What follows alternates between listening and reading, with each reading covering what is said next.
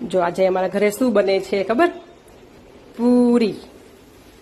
સાદી પૂરી છે પણ થોડીક તીખી પૂરી છે એમ. સાદી પૂરીમાં 2 પૂરિયા અને મોળી જીરાવાળી પૂરી. આ છે તીખી પૂરી છે ને, મસ્ત તીખી પૂરી આ થઈ ગયેલી તૈયાર છે.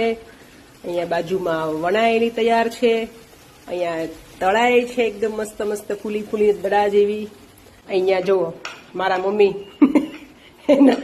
એકદમ રિલેક્સ વાળી પોઝિશનમાં બેઠા બેઠા પૂરીનો વણવાનું કામકાજ ચાલુ છે. કેવા બેઠા છે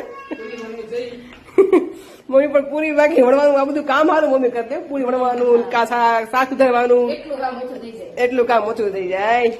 આ બધું હેલ્પ વગેરે કરે. ચલો મમ્મી તમે પૂરી વણી લો. પછી અહીંયા જો ભાભીનું તળવાનું કામ ચાલુ છે એ પણ પૂરું. એટલે અમારું આજનું રાંધણ છઠનું કામ પૂરું હે ને.